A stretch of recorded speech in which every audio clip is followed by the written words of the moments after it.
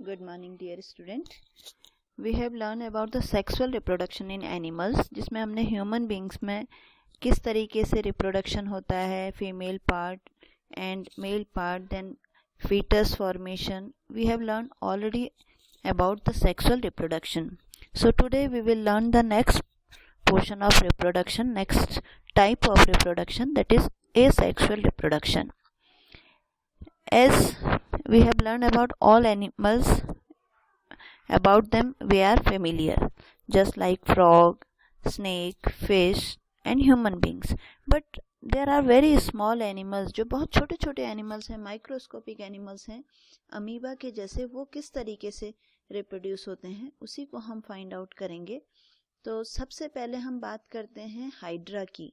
Hydra एक ऐसा micro organism है, ये हाइड्रा का फिगर है आपका, ठीक है. इसमें इस तरीके से बल्ज निकले हुए होते हैं, ठीक है.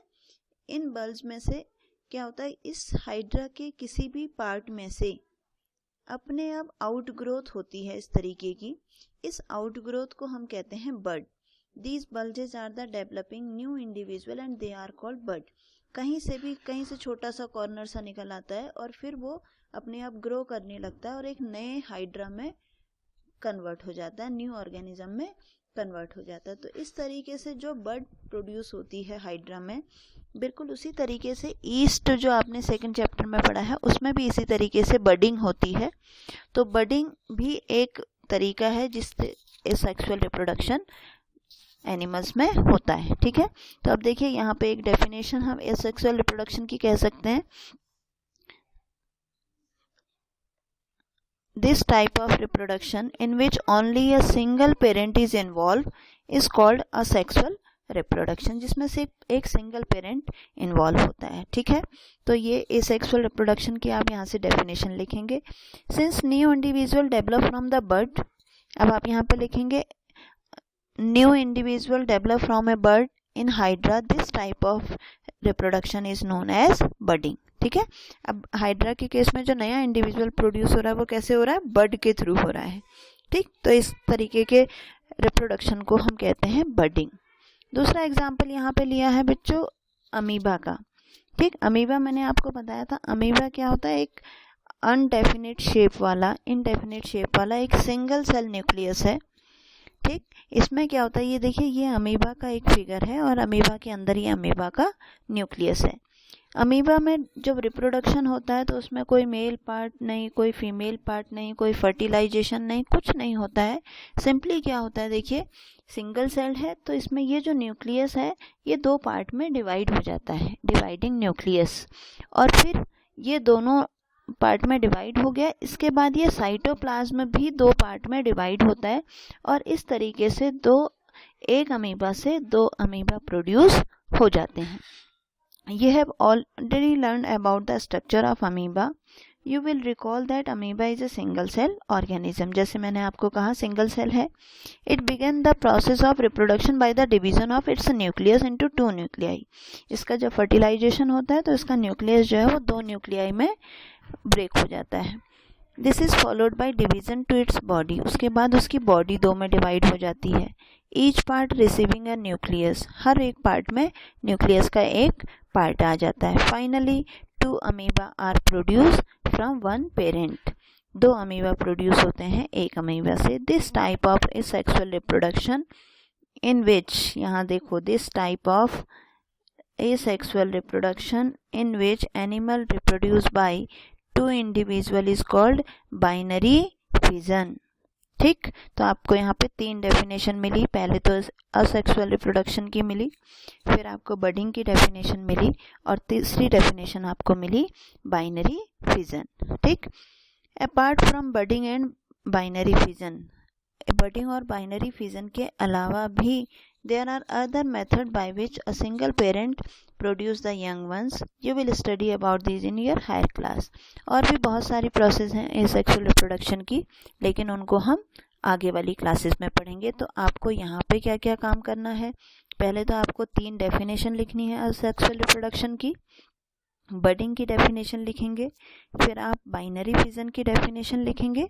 Then you have to draw the binary fission in amoeba and budding in hydra. ये दो फिगर आपको ड्रॉ करने हैं, ठीक है बच्चों। एक तो बर्डिंग इन हाइड्रा और दूसरा बाइनरी फिजन इन अमीबा। ठीक, अब बस यहाँ पे हम एक छोटी सी स्टोरी और पढ़ते हैं, डॉली वाली स्टोरी, और फिर इसके बाद हमारा चैप्टर कंप्लीट हो जाता है। ठीक है, चलिए पढ़ते हैं डॉली की स्टोरी क्या है। आपने सुना है कभी डॉली का नाम? डॉली एक्चुअली एक शीप है जिसको क्लोनिंग की प्रोसेस से बनाया गया है। अभी तक आपको पता है कि जितने भी लिविंग ऑर्गेनिज्म हैं, जितने भी प्लांट हैं, एनिमल्स हैं, सब जो हैं भगवान ने बनाए हैं। ठीक है, एक ऑर्गेनिज्म से ही दूसरा ऑर्गेनिज्म प्रोड्यूस होता है। ह्यूमन बीइंग किसी दूसरे ऑर्गेनिज्म को प्रोड्यूस नहीं कर सकता है, लेकिन क्लोनिंग एक ऐसी प्रोसेस है। Cloning is the production of exact copy of cell. Cloning एक ऐसी प्रोसेस है जिसमें एग्जैक्ट उसी ऑर्गेनिज्म के जैसा दूसरी फोटोकॉपी समझ लीजिए आप, उसकी प्रोसेस को कहा जाता है क्लोनिंग। ठीक है, तो एनी अदर लिविंग पार्ट और ए कंप्लीट ऑर्गेनिज्म। क्लोनिंग एक ऐसी प्रोसेस है जिसमें पूरा का पूरा एनिमल या पूरी की पूरी उसकी बॉडी का कोई छोटा सा पार्ट जो है बिल्कुल एग्जैक्ट उसी की तरह बनाया जा सकता है। और इसको cloning was of an animal was successfully performed for the first time by Ian Wilmut and his colleague in Roslin institute of Edinburgh. ठीक, 5 जुलाई 96 को सक्सेसफुल एक्सपेरिमेंट किया गया सीप पे और क्लोन बनाया गया इसका, और ये फर्स्ट मैमल था जिसका क्लोन बनाया गया। ठीक, इसमें क्या है, during the process of cloning, अब हम पढ़ेंगे कि क्लोनिंग की प्रोसेस में एक्चुअली होता क्या है। ठीक, a cell was collected from mammary gland of a female sheep. ये आपको दो शीप दिखाई दे रही हैं।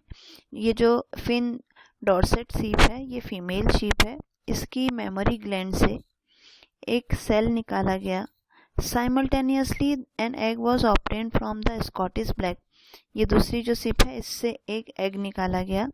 ठीक, उसके बाद the nucleus was removed from the egg. Egg में से जो इसमें से जो एग निकाला इसकी सेल में से, उसमें से न्यूक्लियस को हटा दिया। ये भी मैमल है, तो इसमें भी रिप्रोडक्शन वैसे ही होता है जैसे कि ह्यूमन बीइंग में होता है। ये फीमेल है तो इसमें एग प्रोड्यूस हुए होंगे, तो वो एग लिया और जिसको हम ओवम कहते हैं वो लिया और उसमें से न्यूक्लियस को निकाल दिया और इसकी मेमोरी ग्लैंड से एक सेल ले ली पूरी। ठीक, सेल में न्यूक्लियस होता है। अब इसके बाद क्या किया, न्यूक्लियस ऑफ मेमोरी ग्लैंड जो है वो वॉज इंसर्टेड इनटू एग, और इसके मेमोरी ग्लैंड से जो सेल निकाला था उसके न्यूक्लियस को इसके एग के अंदर इम्प्लांट कर दिया।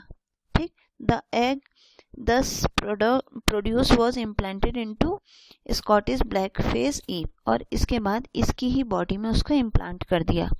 जैसे टेस्ट ट्यूब बेबी में मैंने आपको बताया था कि जाइगोट इम्प्लांट करते हैं, उसी तरीके से उसको एग को यहाँ इम्प्लांट कर दिया। और जब एग को इम्प्लांट किया तो डेवलपमेंट ऑफ दिस एग जैसे होता है उसी तरीके से इसकी बॉडी के अंदर जाइगोट फॉर्मेशन हुआ और यंग वन फॉर्म हुआ। And though Dolly was given birth by the Scottish black face ewe, यानी इसने उसको बर्थ दिया। It was found to be absolutely identical to Finn Dorset sheep. भले ही उसको इसने जन्म दिया हो लेकिन वो पूरी की पूरी किसकी तरह थी, इस वाली शीप की तरह थी। क्यों? क्योंकि न्यूक्लियस हमने इसका लिया था, इसलिए न्यूक्लियस में ही सारे कैरेक्टरिस्टिक होते हैं। तो न्यूक्लियस जिसका था बिल्कुल उसी की तरह, ये देखो, it was find absolutely identical with Dorset sheep from which the nucleus was taken. जिससे न्यूक्लियस लिया था उसी की तरह थी। Since the nucleus from the egg was removed, क्योंकि इसका न्यूक्लियस निकाल दिया था तो इसलिए इसका कोई भी कैरेक्टर इस शीप से मैच नहीं करता था। Dolly was a healthy clone of this and produce several of his own through normal sexual mean.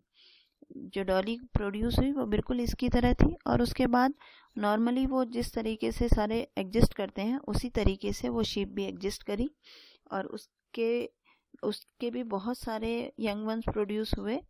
और फिर फाइनली 2003 में वो डॉली जो है वो मर गई due to certain lung disease. ठीक, डॉली सिंस डॉली, जब से डॉली को प्रोड्यूस किया ह्यूमन बीइंग ने, तभी से several attempt was to produce cloned mammals many die before birth or die soon. The cloned animals are many times found to be born with several abnormality. Dolly को भले ही successfully produce किया गया हो, लेकिन उसके बाद बहुत सारे ऐसे एनिमल्स को प्रोड्यूस करने की कोशिश करी, बट कोई भी सक्सेसफुल नहीं हुआ. ये एक एसेक्सुअल, मतलब मैमल्स में एसेक्सुअल रिप्रोडक्शन को कराने की कोशिश की गई कि मैमल्स में एसेक्सुअल रिप्रोडक्शन कैसे होता है. ठीक है, तो यहाँ पे हमारा चैप्टर ये पूरा कंप्लीट हो गया है. मैंने आपको इन 3 डेफिनेशंस बताई हैं, इनको आप लिखेंगे, फिगर ड्रॉ करेंगे और फिर हम कल इस चैप्टर की एक्सरसाइज करेंगे. ठीक है बच्चों, थैंक यू.